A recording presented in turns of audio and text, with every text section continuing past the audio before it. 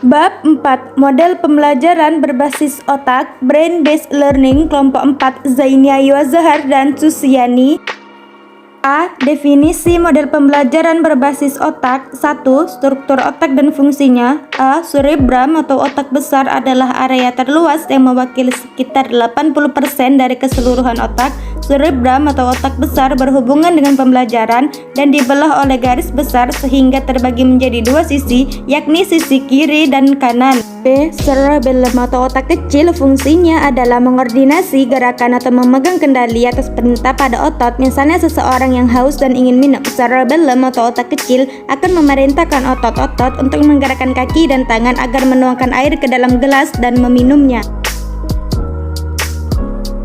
C. Brainstem atau batang otak. Salah satu fungsinya adalah untuk penciuman yang terhubung dengan sistem limbik. Seluruh fungsi-fungsi vital badan seperti detak jantung, respirasi atau pernapasan, suhu tubuh, dan pencernaan dimotori dan dikontrol oleh batang otak. D. Sistem limbik. Sistem limbik berfungsi mengendalikan bioritme seperti pola tidur, lapar, haus, tekanan darah, detak jantung, gairah seksual, temperatur dan kimia tubuh, metabolisme, dan sistem kekebalan. 2. Sel-sel otak dan proses koneksi antar sel. Sel otak atau neuron merupakan bagian terkecil dalam anatomi otak. Otak manusia terdiri dari 100 miliar sel otak atau neuron. Neuron merupakan pusat fungsional bagi otak dan seluruh sistem saraf. Neuron memiliki puluhan ribu cabang yang muncul dari pusat selnya. Cabang-cabangnya disebut dengan dendrit. 3. Perkembangan otak anak usia dini. Menurut pakar neuroscience, anak usia dini 0-6 tahun merupakan usia emas atau golden age, yakni suatu masa emas dalam rentang kehidupan manusia. Pertumbuhan otak berlangsung dengan kecepatan tinggi dan mencapai proporsi terbesar yang hampir seluruh dari jumlah sel otak yang normal selama janin dalam kandungan. 4. Pengertian model pembelajaran berbasis otak atau brain-based learning merupakan suatu pembelajaran yang mengaktifkan siswa untuk dapat membangun sendiri pengetahuannya dengan memanfaatkan kemampuan otak yang dimiliki siswa.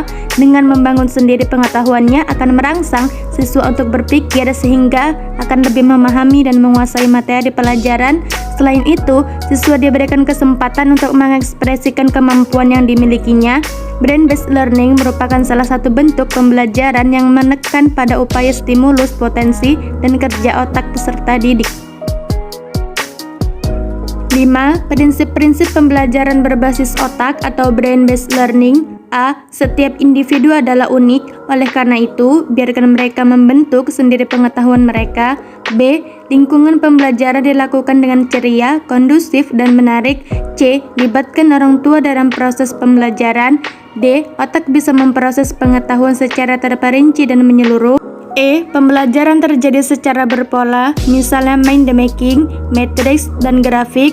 F. Otak lebih terangsang dalam lingkungan sosial, gunakan pembelajaran kooperatif dan kerja kelompok. B. Teori belajar yang relevan dengan model pembelajaran berbasis otak atau brain-based learning. 1.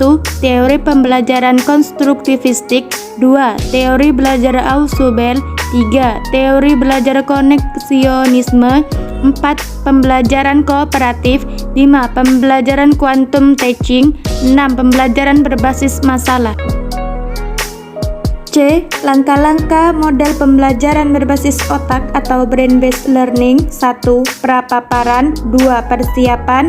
3. Inisial dan akuisisi. 4. Tahap elaborasi. 5. Tahap inkubasi dan pengkodean memori. 6. Tahap verifikasi dan pengecekan kepercayaan. 7. Tahap selebrasi dan integrasi. D. Keunggulan dan kelemahan model pembelajaran berbasis otak atau brain-based learning. Keunggulannya: 1. Memberikan suatu pemikiran baru tentang bagaimana otak manusia.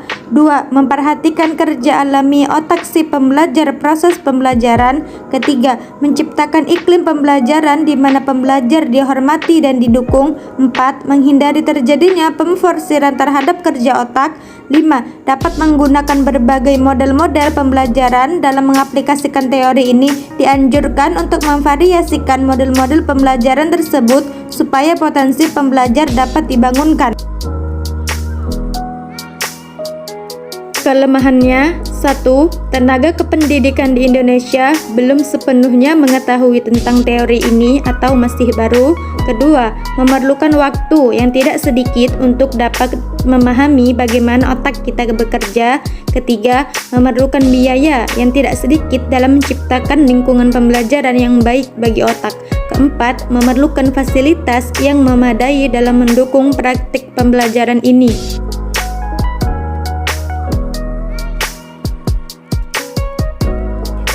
Implementasi metode pembelajaran berbasis otak atau brain-based learning dalam pendidikan anak usia dini. Ada 3 strategi utama yang dapat dikembangkan dalam implementasi brain-based learning. Yang pertama, menciptakan lingkungan belajar yang menantang kemampuan berpikir siswa. Kedua, menciptakan lingkungan pembelajaran yang menyenangkan. Ketiga, menciptakan situasi pembelajaran yang aktif dan bermakna bagi siswa atau active learning.